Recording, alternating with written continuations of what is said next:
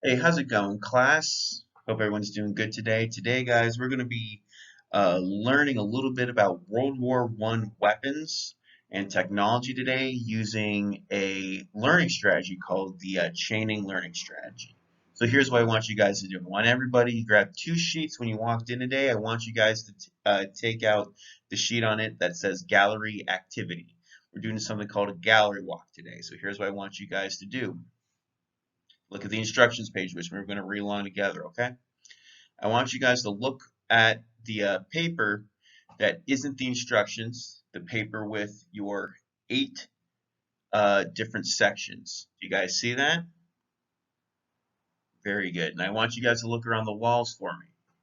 Do you guys see that there are 8 pictures hanging up all around the walls in the classroom today? All right, really good, guys. So I want you to look at each picture as hanging up around the walls. There are 8 of them. I want you guys to go around, look at each of those pictures, get up and close and personal with them. That's fine with me. I want you to write down 3 things that you notice about each of those weapons or objects, whatever you want to call them. You can go in any order that you guys want. I don't need you guys to go from strictly 1 to 8. You can jump around, walk around, go in whatever order you want. So after you've written 3 things for each object, so there's 8 objects, I need you to have 3 observations for all 8, so that means a total of 24, right guys? Very good. After you've done that, I want you to find the object that you find the most interesting, and I want you to complete the back of your paper about that object. So, good luck on the gallery walk.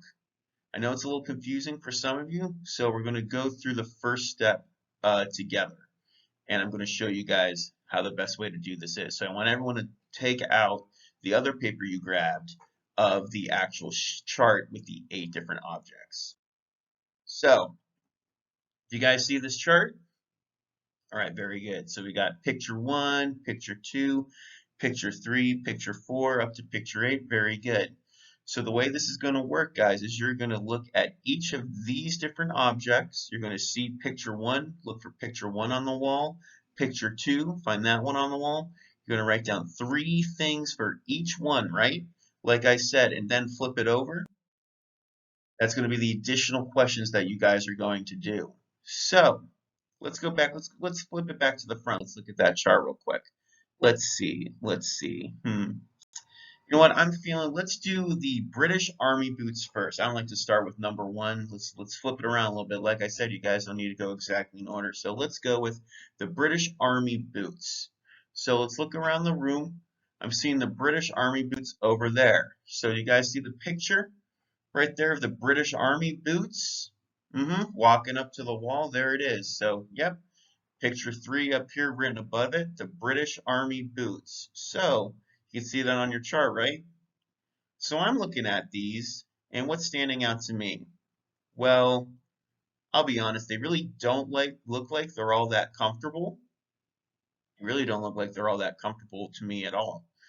Looks like they probably take a long time to put these on. I would say that's also something about them. So I'm going to start writing these down on my chart next to picture 3, the British Army boots. So here's what I've written. They really don't look all that comfortable to me, like I said, right?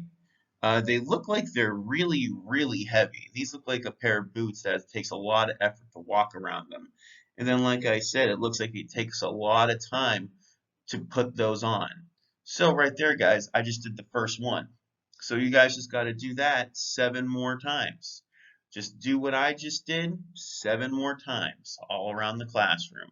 And you know what? I think those British Army boots are the most interesting picture up here on the gallery walk. So I think I'm going to do the back of this assignment about the British Army boots. So after I've completed the British Army boots section, and I have every other section filled out, guys, I'm going to go to the back. And now, see here the back I have on this one? Well, let's just go to question 2 on this. So if I were to touch these objects, what do I think it would feel like? So, well, I think if I was to grab this object, that it would probably feel like a really rough piece of leather. I also feel that the laces would probably be really rough, and that the different holes that the laces go into would probably feel like really cold metal. So do you see that, guys? It's not all that difficult, right? You just got to go around, look at each object, give me three things, just the first three things that stand out to you at each object. I want you to look at the first three things, think of the first three things that stand out to you, write them down, and then the one that you find the most interesting, answer the back of this like I just did. Anybody got any questions? Alrighty, good luck, guys. Enjoy the gallery walk. So that little activity that I just did, I did that for a U.S. history class. Obviously, we were talking about World War I weapons. This is an 11th grade class, and this is mostly directed to two students in particular. Martha, who is a recent Mexican immigrant to the United States, whose comprehension is advanced, but who usually needs instructions repeated clearly and loudly. That is why in the beginning of my presentation, I repeated what I said once twice, just to make sure that what I said the first time was repeated so Martha understood what was being said, on top of the chaining sequence, which does help her comprehend what the activity is, because she's not only hearing the instructions step by step, she is seeing them step by step. And Roman is a high-functioning autistic student who needs directions given directly relayed to them. So that is Roman, fits into a general teaching strategy and category as Martha. So the chaining strategy on a more complex rationale, it's the chaining strategy is a teaching strategy that is founded in applied behavioral analysis. So chaining breaks a task down into smaller steps and then teaches each step in individual steps to guide the student through the task.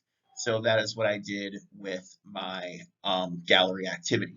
So I could have just given the students the activity, given them the instructions, and just said, have at it, go have fun. But because we have students who are, struggling in some ways with ESL or other behavioral developments or just developments educationally, it is important to go through each step.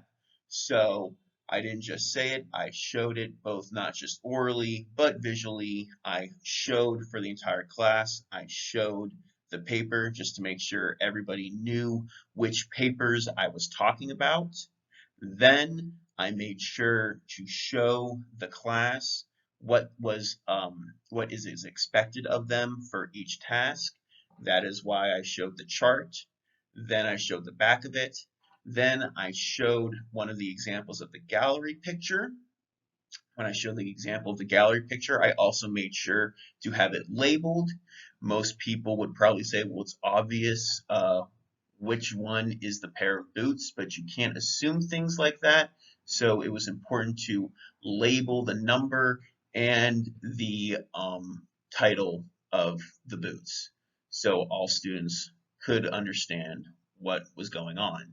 Then I made sure to give an example of what I wanted the students to do. I showed what I noticed in that picture, and I wrote it down in my example. So that was based on my example. I took a gallery walk, which is, something that is a relatively simple activity for students, but can be taught on a simple level at an elementary level or at a high school level. I made sure that going through the activity, all students understand it before they start. And a gallery activity is also kind of a great way to do chaining, because with students walking around the classroom, it gives me time to focus on which ones seem to be struggling or not. And if I'm walking around the classroom, I can join in with the students, guiding them along step by step. So I can do chaining as a class-wide strategy, where how I did in my example, I go through the first example with the class. But then if the gallery walk is going on and I see that there are some students struggling, not completely comprehending what was said, I can get into an individual level with them as well, walk around the gallery with them, and do each activity step by step, guiding them through it. So that is chaining. Attached is my sources, and I hope you enjoyed it.